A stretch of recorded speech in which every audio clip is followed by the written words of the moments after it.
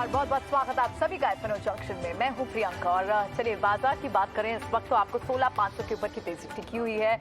लग रहा था कि शायद दिन के वक्त आज थोड़ी कमजोरी हावी हो, प्रॉफिट बुकिंग देखने को मिले, लेकिन 16,500 को क्रॉस करने के बाद भी जिस तरह से बाइंग बाउट आपको देखने को मिल रहा है वो आपको कहीं ना कहीं ऊपर की रेंज जरूर दिखाई देती है।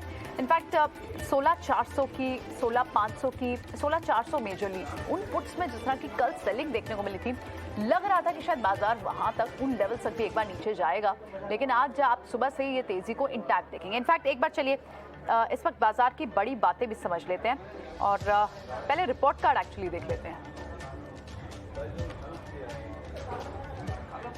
ठीक है, बड़ी बातें से पहले समझ लेते हैं बाजार पर। इस वक्त तो आज 5वां दिन है जब आप बाजार में तेजी देख रहे हैं। 16,600 के पास इस वक्त बाजार ट्रेड कर रहा है। 16,600 से कुछ पॉइंट्स ही दूर है, लेकिन रुझान और चाल 16,600 की तरफ की है। दूसरी बड़ी बात, क्योंकि 16,500 से नीचे की सभी कॉल्स में आपको अच्छी शॉर्ट कवरिंग भी देखने को मिल रही है, तो एफएनओ का डेटा भी जिस तरह से इंडेक्स पे जो कॉल्स, जिन स्ट्राइक्स पर कॉल इंडिकेट कर रहा है, उससे आपको तेजी का ही मोमेंटम दिख रहा है। सिर्फ आप एनर्जी पैक को छोड़ देना, आपको इस वक्त सारे पैक्स में खरीदारी दिखेगी। और ये सबसे सरप्राइजिंग मूव आपको आईटी पैक ने क्लियरली दिखाया है। विप्रो के कमजोर सेट ऑफ नंबर्स आए थे, लेकिन वो डिप्स बॉट हुए हैं। और अब तो खैर पीएसयू बैंक ने भी काफी रफ्तार पकड़ी इस आधे एक घंटे पहले, और अच्छे नतीजों के बाद इंडसइंड बैंक 7% ऊपर। और आप पूरा पीएसयू बैंक स्पेस देखेंगे ना, वो इस वक्त टॉप गेनर भी है। इनफैक्ट बैंक निफ्टी में भी आपने सुबह जब मूव देखी थी, थोड़ा वॉलेटाइल था, प्रेशर में था। उसके बाद आपने 200 पॉइंट्स की बढ़त भी देखी। कुछ समय बाद वो पॉइंट्स थोड़े से कम भी हुए, पर से रोड भी हुए गेंस, लेकिन अभी आप फिलहाल फिर से 300 पॉइंट से ज्यादा की मजबूती देख रहे हैं। तो ये 5 बड़ी बातें तो हैं। एक बार इस वक्त एक रिपोर्ट कार्ड पे भी चेक ले लेते हैं कि किस तरह से हम जो कॉल्स रोज रेकमेंड करते हैं अपने शो के दौरान, उनकी क्या परफॉर्मेंस है।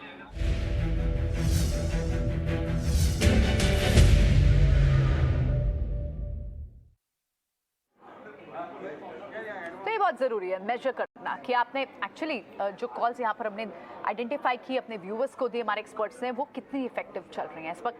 कल सौरभ सिसोदिया थे हमारे साथ, उन्होंने मैरिको पर, अदानी एंटरप्राइज पर और मारुति पर कॉल दी थी। और आप तीनों कॉल को देखेंगे तो इस वक्त आपको रिटर्न, ये एक्चुअली हरे निशान में होना चाहिए। ये आपको स्ट्रेंथ दिखा रहा है, यानी 2% तक की मूव, 2% तक की मूव आपको मैरिको में दिखी। अदानी एंटरप्राइज आपको 1.5% दिखा, और साथ ही 1% की मूव आपको, 1% का रिटर्न आपको एक्चुअली मारुति में भी कल से लेकर अब तक पे देखने को मिला। तो मारुति में 1% का रिटर्न भी काफ़ी मायने रखता है, क्योंकि ऑलरेडी वो स्टॉक जो है 8,500 के पास है। तो एक दिन में ही आपने लगभग आपको यहाँ अच्छे खासे गेन्स भी हुए हैं।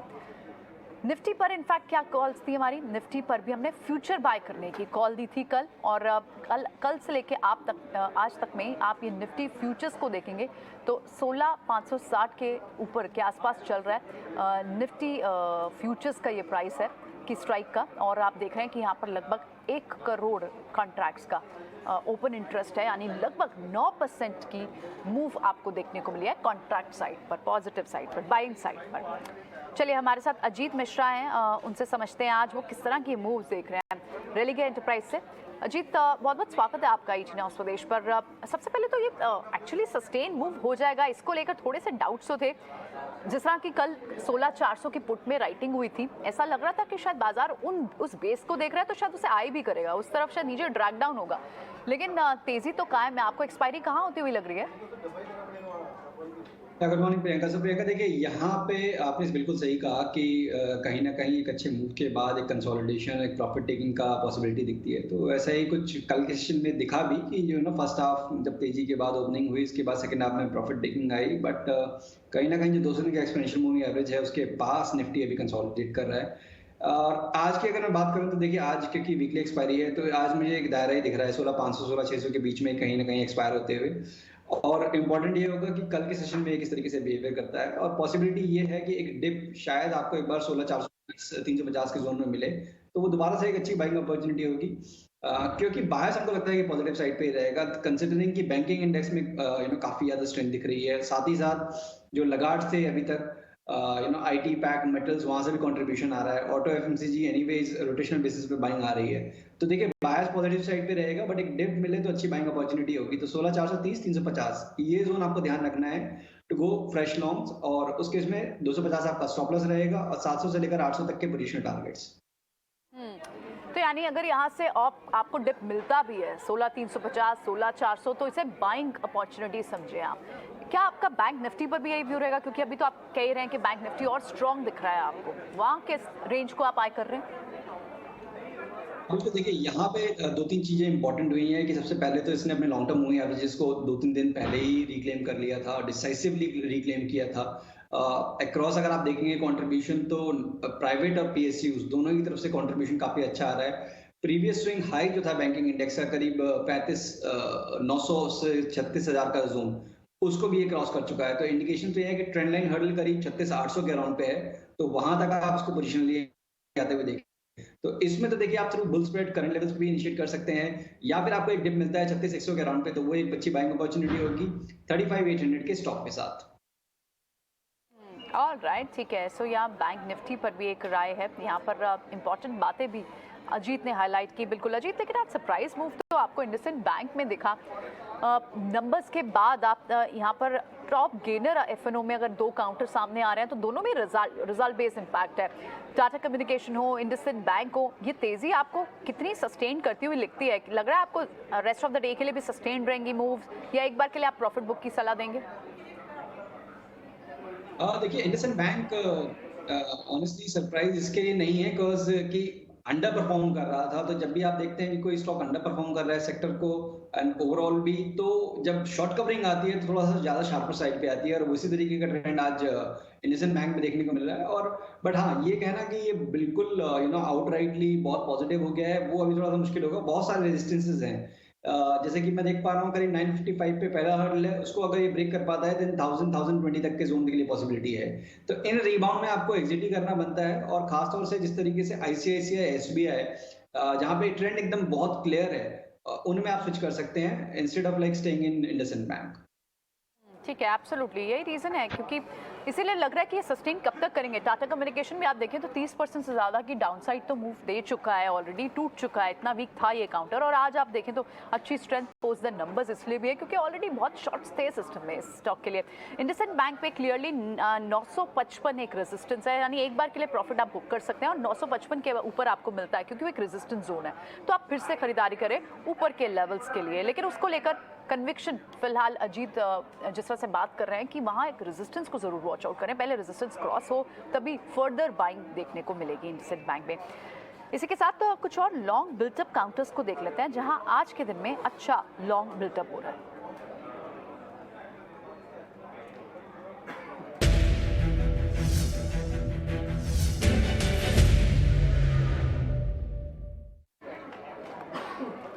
तो इंडसइंड बैंक की तो बात हमने की ही। बलरामपुर चीनी ये दूसरा काउंटर है। आज मॉर्निंग ट्रेड में भी हमने बलरामपुर चीनी रेकमेंड किया था, कुणाल ने ये रेकमेंड किया था। उसके बाद हमने देखा मार्केट ओपन हुई तो पूरा शुगर स्पेस वाइब्रेंट था। शुगर एक्सपोर्ट्स को जो कर्ब लगने की बात हो रही थी, उसको लेकर कुछ पॉजिटिव डेवलपमेंट आ सकते हैं, उसे रोल बैक करने की बात हो रही है, वहाँ कुछ रिलीफ की बात हो रही है, तो इसके चलते हम पूरा शुगर स्पेस आज वाइब्रेंट देख रहे हैं। तो इन सारे काउंटर्स में बलरामपुर चीनी हो या फिर कोई और स्टॉक आपको पसंद आता होगा अजीत? अब देखिए यहाँ पे प्रियंका, जो अगर आउट परफॉर्मेंस की बात करें या सस्टेनेबिलिटी की बात करें तो ईआईडी पैरी ऑब्वियसली लीड कर रहा है। स्टॉक अभी भी अपने रिकॉर्ड हाई पे है, दो यहाँ पे भी कंसोलिडेशन का बायस है। बट पूरे इस रिएक्शन में जब हमने देखा कि शुगर स्टॉक्स में काफी शार्प रिएक्शन आया था, डिक्लाइन इसमें भी आया बट रिकवरी उतनी इक्वली शार्प रही और अभी स्टॉक अपने रिकॉर्ड हाइस पे है। बलरामपुर चीनी की बात करें तो देखिए रिकवरी यहाँ पे भी दिख रही है, और आज के सेशन में इसने अपने लॉन्ग टर्म मूविंग एवरेजेस को रिक्लेम किया है, बट 400 के अराउंड पे हर्डल अभी भी नजर आ रहा है। तो बिल्कुल अगर शॉर्ट टर्म के पर्सपेक्टिव से मैं बात करूं तो शायद ट्रैक्शन ज्यादा आपको बलरामपुर चीनी में मिलेगा, और उसको देखते हुए 375 के स्टॉक के साथ आप बने रह सकते हैं एग्जिस्टिंग पोजीशन के लिए। फ्रेश बाइंग मैं अभी रिकमेंड नहीं करूंगा बिकॉज रिस्क रिवॉर्ड फेवरेबल नहीं है, बिकॉज जैसे मैंने बताया कि 395 से लेकर 400 ये एक इमीडिएट रेजिस्टेंस एरिया है, उसके ऊपर निकलेगा then we will see further momentum. ठीक है, एफएनओ में आपको बलरामपुर चीनी मिलेगा, लेकिन अगर आप कैश काउंटर्स की बात करें तो सारा ही शुगर स्पेस वाइब्रेंट है। उसमें से ईआईडी पेरी की यहाँ पर बात की अजीत ने, बलरामपुर चीनी भी उन्हें अच्छा दिखता है, लेकिन एक रेजिस्टेंस के बाद यहाँ 400 रुपये का टारगेट है अभी इमीडिएटली जो बलरामपुर चीनी में वो देख रहे हैं। एक बार कुछ और दूसरे काउंटर्स भी देखते हैं जहाँ आज अच्छा शॉर्ट कवरिंग का बाउट देखने को मिला। शॉर्ट कवरिंग इनफैक्ट आपको आज इन द मॉर्निंग ट्रेड आपको यूनाइटेड स्पिरिट्स, आरबीएल बैंक परसों बहुत तेज था, कल थोड़े शॉर्ट्स बने, लेकिन आज वहाँ कवर हुए हैं। इनमें कुछ आपको पसंद आएगा जहाँ आपको लग रहा है कि further during the rest of the day यहाँ मूव्स बढ़ सकते हैं? आरबीएल बैंक, यूनाइटेड स्पिरिट्स, इसमें से कुछ पसंद आएगा आपको अजीत? बिल्कुल प्रियंका, देखिए यहाँ पे यूनाइटेड स्पिरिट्स की पोजीशनिंग बहुत स्ट्रॉन्ग है। जिस शायद थोड़ा बहुत जो शॉर्ट कवरिंग जो आप कह रहे हैं कि शॉर्ट्स को बेसिकली कवरिंग दिख रही है, वो इसके लिए कि एक अच्छे खासे मूव के बाद पिछले 7-8 दिनों से एक रेंज में था, तो शायद वो पोजीशंस एग्जिट हो रही है बिकॉज की काफी स्ट्रॉन्ग बेस बनाया है इसने अपने लॉन्ग टर्म मूविंग एवरेजेस पे। तो अब मुझे नेक्स्ट इस मूव में ये दिखता रहा है स्टॉक करीब 890 से लेकर 900 तक जाने में, तो करीब 50 पॉइंट तक का मूव यहाँ पे अभी बाकी है। तो यहाँ पे आप 820 के स्टॉक के साथ लॉन्ग पोजीशंस बना सकते हैं 890 से 900 तक के टारगेट्स के लिए। आरबीएल बैंक देखिए एक स्ट्रगलिंग स्टॉक है, जस्ट एक रिबाउंड ही है मैं कहूंगा, तो इसको रिबाउंड को यूटिलाइज करिए अगर आपके पास कोई लॉन्ग पोजीशन है उसको एग्जिट करने के लिए। Alright, no problem. In that case Ajit, आप अपनी प्रेफर्ड रिकमेंडेशन बता दीजिए जो आपके रडार पर आ रही हैं। बिल्कुल, तो देखिए 2 रिकमेंडेशंस हैं जो काफी ज्यादा स्ट्रॉन्ग लग रहे हैं। तो पहला मेरा नाम होगा बीईएल का, तो काफी कंसिस्टेंट परफॉर्मर रहा है, ऑलरेडी 8-7% के गेन्स हो चुके हैं इस वीक में, बट एक कंसोलिडेशन का फ्रेश ब्रेकआउट हुआ है, रिकॉर्ड हाइज रिक्लेम किए हैं इसने। तो यहाँ पे मुझे लगता है ये ट्रैक्शन कंटिन्यू रहेगा, तो 257 के स्टॉप लॉस के साथ 284 तक के टारगेट्स के लिए आप बीईएल को लॉन्ग करें। दूसरा मिड कैप आईटी स्पेस में से केपीआईटी टेक, देखिए सारे अक्रॉस मिड कैप आईटी में काफी स्ट्रॉन्ग ट्रैक्शन देखने को मिला है। केपीआईटी टेक में कल के सेशन में एक फ्रेश ब्रेकआउट आया है कंसोलिडेशन रेंज का, वॉल्यूम्स बहुत स्ट्रॉन्ग रहे हैं। आज का दिन जो पॉज दिख रहा है स्टॉक में, मेरे हिसाब से एक बाइंग अपॉर्चुनिटी है 555 तक के टारगेट्स के लिए 518 के स्टॉप लॉस के साथ। ठीक है, केपीआईटी टेक हमने मॉर्निंग में ओपनिंग ट्रेड में भी हमारे एक्सपर्ट ने ये सजेस्ट किया है, रिकमेंड किया है, एक और कन्विक्शन स्ट्रांग होती हुई अजीत भी इसे रिकमेंड कर रहे हैं 555 के टारगेट के लिए। दूसरे कुछ और स्टॉक्स जहां पर अभी आपको फिलहाल बहुत बड़ी मूव से दिख रही है, लेकिन क्या फर्दर डे में गोइंग फर्दर यहाँ पर मूव बढ़ सकती है? जी एंटरटेनमेंट और एबी कैपिटल, इन 2 स्टॉक्स पर क्या व्यू रहेगा आपका? रिबाउंड दिख रहा है, बट ओवरऑल अगर ट्रेंड की बात करें तो कंसिस्टेंट डाउन ट्रेंड है, और रिबाउंड के केस में जो मल्टीपल हर्डल्स हैं करीब 245 से लेकर 255 का जोन में देख पा रहा हूँ। तो अगर आपके पास पोजीशंस फंसी हुई है, पुरानी पोजीशन फंसी हुई है, तो उसको यूटिलाइज करिए आप एग्जिट करने में। एबी कैपिटल में भी कहीं ना कहीं इसी तरीके का ट्रेंड है कि इस वीक 7% ऑलरेडी गेन कर चुका है, बट ट्रेंड अभी भी नेगेटिव है, और अपसाइड पे ये जोन है आपका 101 to 105 का, ये बहुत स्ट्रॉन्ग रेजिस्टेंस एरिया की तरह एक्ट करेगा। तो अगर आपके पास पोजीशन है, you should try and exit. Meanwhile एक 96 का स्टॉप लॉस जरूर मेंटेन करें। ऑलराइट, ठीक है, 96 का स्टॉप लॉस मेंटेन करके आप इस पोजीशन को होल्ड करके रख सकते हैं। इंडिया मार्ट, इस पर आपकी क्या व्यू होगी? पिछले 2 दिन से हम देख रहे हैं कि यहाँ मोमेंटम बिल्टअप हो रहा है, आज भी लगभग 2.25% तेज है। कोई अगर शॉर्ट टर्म के लिए इसे ले तो क्या लेवल्स हाई करने चाहिए? बिल्कुल, देखिए यहाँ पे बहुत ज्यादा पिटाई के बाद अब थोड़ा सा रिबाउंड देखने को मिल रहा है, और रिबाउंड मुझे लगता है कि एक बार को करीब 4530 से लेकर 4550 तक के जोन पॉसिबल हैं कि इसमें देखने को मिल जाए आपको। यहाँ पे आप करंट लेवल्स पे अगर इनिशिएट करते हैं फ्रेश लॉन्ग्स को, तो आपका स्टॉप लॉस 40-50 के अराउंड का बनेगा, करीब 200 पॉइंट नीचे का, और ऊपर पे करीब 300 पॉइंट। तो रिस्क रिवॉर्ड 1:1.5 का है, तो अगर आप कंफर्टेबल हैं डेफिनेटली यू कैन कंसिडर। एक बार कुछ और काउंटर्स यहाँ देख लेते हैं क्या अजीत? जब इस टाइम पे जब बाजार ऑलरेडी पिछले 3 दिन में, आज 5वां दिन है जब बाजार तेजी दिखा रहा है, ऑलरेडी हम 400-500 पॉइंट्स इमीडिएटली बढ़े हैं यहाँ से, थोड़ी हेज पोजीशन करने की क्या आप यहाँ रिकमेंडेशन देंगे? कोई शॉर्ट पोजीशन भी आप ऐड करना चाहेंगे? प्रियंका, देखिए यहाँ पे शॉर्ट तो नहीं, बट हाँ जैसे आपने बिल्कुल सही बताया कि कॉशन रखने की जरूरत है, बिकॉज अगर आप बॉटम से देखेंगे तो 15,200 से लेकर हम 16,600 ऑलमोस्ट आ चुके हैं, तो करीब 1300-1400 पॉइंट की रिकवरी आ चुकी है। और बट एक चीज जो पॉजिटिव हुई है प्रियंका यहाँ पे कि जो बैंकिंग में जिस तरीके से स्ट्रेंथ आई है, तो वो एक पॉजिटिव चीज है। दूसरा मुझे लग रहा है जो फैक्टर थोड़ा सा हेल्प करेगा इंडेक्स को 16,800 तक 16,700 तक जाने के लिए, वो कि यूएस मार्केट जिसको हम बहुत क्लोजली वॉच कर रहे हैं, वहां पे अभी भी रूम है।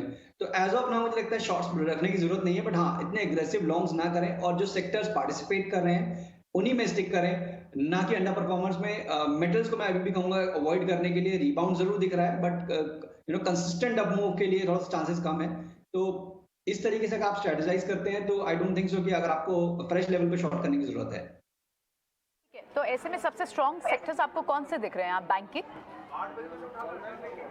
बिल्कुल, देखिए अगर मैं एक क्रोनोलॉजी के हिसाब से बात करूं तो ऑटो एफएमसीजी टॉप कर रहे हैं, बिकॉज ऑटो इंडेक्स में ऑलरेडी हाई बन चुका है, एफएमसीजी इंडेक्स अपने रिकॉर्ड हाइज के पास आ चुका है।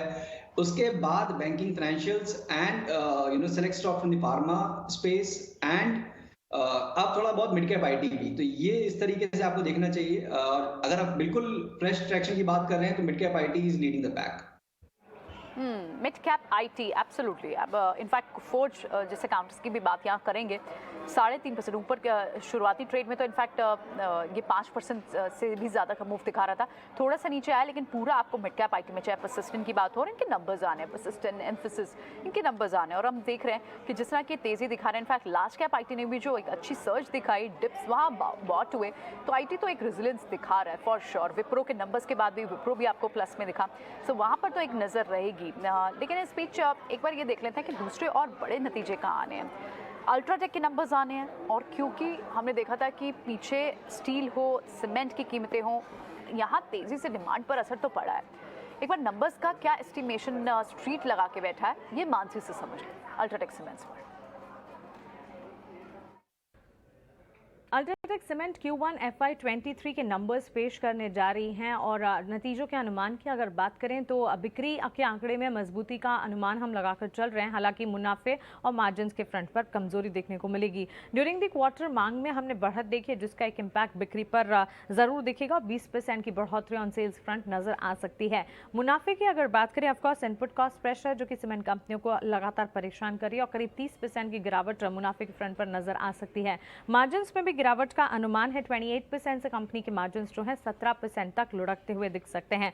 क्लियरली वॉल्यूम्स की अगर बात करें, सालाना आधार पर 14% की बढ़त का अनुमान हम लगाकर चल रहे हैं, और तिमाही आधार पर करीब 11% की गिरावट वॉल्यूम्स के फ्रंट पर देखने को मिल सकती है। इसके अलावा रियलाइजेशंस जहां पर 5% on a Q on Q basis बढ़त दिखाएंगे, 8% on a year on year basis यहां पर बढ़त दिख सकती है। ऑफकोर्स हमने sharp price hike during the quarter देखे थे, अब सीमेंट कंपनियों के ट्रेंड्स जो हैं वो रिवर्स होते हुए दिख रहे हैं, क्योंकि प्राइस कट के सिनेरियो भी हमने देखे हैं। But during June quarter price hike थी, जिसका एक इम्पैक्ट है जो कि रियलाइजेशंस के फ्रंट पर पड़ेगा। अब आइए खर्चों की तरफ। 10 से 15% तिमाही आधार पर पावर और फ्यूल कॉस्ट में बढ़त का यहाँ पर अनुमान हम लगाकर चल रहे हैं। वहीं पेटकोक और थर्मल कोल प्राइसेस जो हैं वो भी बढ़ती हुई देखने को मिली हैं पिछले 6 महीनों में, तो इसका भी एक इम्पैक्ट है जो कि नतीजों पर पड़ता दिखेगा। 5 से 7% तिमाही आधार पर फ्रेट कॉस्ट जो है वो एक्सपेक्टेड है। वहीं सीमेंट एबिडा पर टन की अगर बात करें, एक्सपेक्टेशंस यहाँ पर गिरावट की हैं, 9% तिमाही आधार पर और 34% सालाना आधार पर, क्योंकि वेरिएबल कॉस्ट और साथ ही हायर रियलाइजेशंस नजर आएंगे, तो इसका एक इम्पैक्ट है जो कि कामकाजी मुनाफे पर यानी कि एबिडा पर टन पर जरूर देखने को मिलेगा। ऑल इन ऑल नंबर्स में सेल्स के फिगर में बढ़त के अनुमान है, मार्जिन्स टूट सकते हैं, और साथ ही मुनाफे के फ्रंट पर भी गिरावट ही एक्सपेक्टेड है। ऑलराइट, ठीक है, एब्सोल्युटली। बहुत बहुत शुक्रिया मानसी इस अपडेट के लिए। इंतजार रहेगा नंबर्स का, कल नंबर्स आने हैं, और ये एक स्ट्रीट का एस्टिमेशन है कि किस तरह के नंबर्स आ सकते हैं। बढ़ते आगे कर दूसरे कुछ और काउंटर्स को भी देख लेते हैं। आज मिड कैप बैंक्स में जिस तरह की एक रेजिलेंस, जिस तरह की एक बाइंग बाउट आपको पीछे के 2 दिन में दिख रहा था, थोड़ा सा आज यहाँ कूल ऑफ हुआ है। लेकिन अब कैनरा बैंक जैसे काउंटर्स, वहाँ आपको तेज़ी दिख रही है। एयू स्मॉल फाइनेंस बैंक तो खैर रिजल्ट्स के बाद वहाँ पर एक तेज़ी बनी। IDFC फर्स्ट बैंक आपको रडार पे आ रहा है। कोई और मिड कैप बैंक से आप कोई काउंटर आइडेंटिफाई कर रहे हैं, कोई स्टॉक जो आपको स्ट्रॉन्ग लग रहा हो या बाय साइड पे आपकी रडार पे आ रहा हो? अजीत?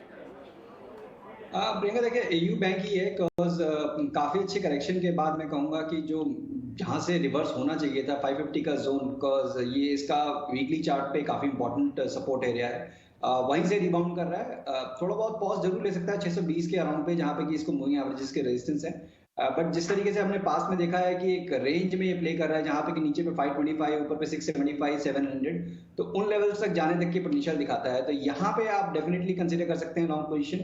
आपका स्टॉप लॉस मेरे हिसाब से 575 के अराउंड पे होना चाहिए, और ऊपर पे 640, 650 तक के लेवल्स के लिए। ओके 640 650 तक की ऊपर के लेवल्स भी यहाँ पर दिखते हैं अजीत को। ठीक है, इस बीच हम देख रहे हैं बाजार रिकवर तो हुआ है, बैंक निफ्टी स्ट्रॉन्ग स्ट्रेंथ दिखा रहा है और जो बढ़ने वाले पहले काउंटर्स है उसमें आपको इंडसइंड बैंक की मूव लगातार तेजी दिखाई दे रहा है। इंडसइंड बैंक इस वक्त 8% तेज है। दूसरे जो बड़े काउंटर है उसमें यूपीएल भी है। इनफैक्ट हम देख रहे थे कल से ही अजीत फर्टिलाइजर केमिकल स्पेस में फिर से बाइंग इंटरेस्ट दिख रहा है। यूपीएल भी आज तेज है, म्यूटेड रहा है पीछे काफी दिन। अब क्या लग रहा है आपको यहाँ से और बड़ी मूव दिखा सकता है? अनदर 4-5% के लिए अगर किसी को प्ले आउट करना हो तो क्या यूपीएल पे बेट ले सकते हैं? आप बिल्कुल देख सकते हैं बिकॉज देखिए यहाँ पे गिरावट काफी शार्प रही थी। 840 से लेकर स्टॉक करीब 600 तक के लेवल्स दिखा दिए थे। पिछले करीब 1-1.5 महीने में काफी अच्छी रिकवरी आई है, ऑलमोस्ट मिड पॉइंट पे आ गया है इस पूरी करेक्शन के ये। और जो 50 डेज एक्सपोनेंशियल मूविंग एवरेज है वो उसका आज इसने हाई रीटेस्ट किया है, करीब करीब 705 का जोन इसने बनाया है। बट जिस तरीके से इंडिकेशन है प्राइस पैटर्न के हिसाब से, तो पॉसिबिलिटी है कि ये इस मूव को एक्सटेंड करेगा और करीब करीब 725 तक के लेवल्स आपको देखने को मिल सकते हैं। तो यहाँ पे आप 690 रादर आप स्टॉक के साथ यहाँ पे लॉन्ग जा सकते हैं 720 तक के टारगेट्स के लिए। Okay, alright. एक बार ना अजीत आप सारे डायग्नोस्टिक हॉस्पिटल काउंटर्स इन पर भी एक नज़र डालें। डॉक्टर लाल पातला वो भी आपको 2-3 दिन से रेजिलेंट दिख रहा है। अपोलो हॉस्पिटल आज चल रहा है। डायग्नोस्टिक हॉस्पिटल काउंटर्स वहाँ पर आपको फ्रेश बाइंग इंटरेस्ट ज़रूर दिख रहा है इस हफ्ते से ही। यहाँ पर आपको कुछ पसंद आता है जो आपके रडार पे आ रहा हो? देखिए जैसे कि डॉक्टर लाल में मूव आ चुका है, मेट्रोपोलिस में बेस फॉर्मेशन हो रही है और यहाँ पे पोटेंशियल दिखता है मुझे एक फ्रेश मूव का कि जिस तरीके से अभी तक मूव आया नहीं है।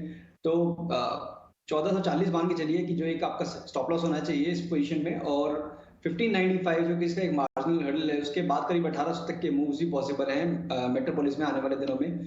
और जहां पे आउट परफॉर्मेंस चल रही है ऑलरेडी, एस्टर डीएम को अगर आप देखेंगे तो बहुत स्ट्रॉन्ग मूव आया प्रियंका पिछले करीब 10-15 दिनों में और ऑलमोस्ट अपने रिकॉर्ड हाइस के पास आ गया है। तो मुझे लगता है कि यहाँ थोड़ा बहुत कंसोलिडेट हो सकता है, तो इसको आप एक्यूमुलेट करें 220 से लेकर 210 की जोन में, और 205 का आप स्टॉप लॉस मेंटेन करें इस पोजीशन में। नए हाई बनते हुए दिखेंगे आप करीब 245-250 तक के लेवल्स। ऑलराइट, तो एक स्टॉक निकाल कर अजीत हमारे लिए लाया है, एस्टर डीएम हेल्थ केयर। यहाँ पर आपको मूव दिख सकते हैं क्योंकि लाल पातला हो, दूसरे डायग्नोस्टिक काउंटर हो, और for that matter some hospital counters हो, मूव थोड़ी बहुत आ चुकी है। बट ये काउंटर उनके रडार पर आता है जहाँ पर आपको बड़ी मूव दिख सकती है। एस्टर डीएम इस स्टॉक को उन्होंने रेकमेंड किया। रिलायंस पर आपका क्या व्यू बनेगा? कल रिजल्ट्स हैं अजीत, कैसी पोजिशनिंग दिख रही है आपको रिलायंस पर? हम देख रहे हैं कि कई सारी कॉल्स तो एक्टिव हैं रिलायंस की, लेकिन इस वक्त तो आपको कॉल्स में सेलिंग दिख रही है। क्या व्यू बनेगा रिलायंस पर? देखिए रिलायंस प्रियंका एक रेंज में फंस गया है बिकॉज जिस तरीके से हमने देखा था कि एक न्यूज के आने के बाद जो विंडफॉल कैपिटल गेन को लगने वाला जब मूव था, उस दिन स्टॉक में काफी स्ट्रॉन्ग गिरावट देखने को मिली थी। 2600 से स्टॉक 2350 तक के लेवल टेस्ट किए थे, बट उसके बाद पूरे टाइम इसने एक बहुत छोटी सी नैरो रेंज में बिता दिया, करीब 2350 से लेकर 2450। कल जब उस पर थोड़ी सी रिलीफ मिला तो उसका एक अपटिक देखने को मिला। तो ब्रॉडली अगर आप देखेंगे तो 2550 से लेकर 2350 ये रेंज इसने अभी पकड़ रखी है। इधर साइड जहां पे आपको ब्रेक मिलेगा वहां पे आपको मूव देखने को मिल सकता है। अपसाइड पे अगर आता है ब्रेकआउट, चांसेस थोड़े से मुझे लग रहा है कि कम है, बिकॉज प्रेशर ज्यादा दिख रहा है उन लेवल्स के अराउंड पे, और रेजिस्टेंसेस हैं, चाहे वो ट्रेंड एंड रेजिस्टेंस हो, चाहे वो मूविंग एवरेज रेजिस्टेंस हो। तो 2550 के ऊपर शॉर्ट कवरिंग काफी स्ट्रॉन्ग आएगी, इस चीज का ध्यान रखना है। फ्रेश शॉर्ट करके भी मुझे लगता है कुछ मिलने वाला नहीं है, तो मेरे हिसाब से रिजल्ट का वेट करना, उसके बाद उसको अटेंड करना वो ज्यादा अच्छी समझदारी होगी। ठीक है, ऑलराइट, एब्सोल्युटली। तो रिलायंस फिलहाल एक रेंज में दिख रहा है और बहुत और बेटर पिक्स आप हमारे साथ अजीत ने शेयर भी किया है। अजीत बहुत बहुत शुक्रिया आज समय देने के लिए और ये सारी पिक्स हमारे व्यूअर्स तक शेयर करने के लिए। कोई डिस्क्लोजर आपका? बिल्कुल, देखिए जो भी स्टॉक्स हमने डिस्कस किए हैं उसमें पर्सनली मेरी कोई पोजीशन नहीं है, बट बहुत सारे स्टॉक्स इनमें से ऐसे हैं जो कि हमने क्लाइंट्स को रिकमेंड कर रखे हैं। ठीक है, ऑलराइट, एब्सोल्युटली। बहुत बहुत शुक्रिया आज समय देने के लिए। चलिए इसी के साथ शो को फिलहाल यहीं समेटते हैं। बाजार में एक अच्छी तेजी है और देखना होगा कि अब से बस कुछ देर बाद ही जब एक्सपायरी होती है तो किन लेवल्स पर जाकर एक्सपायरी होती है।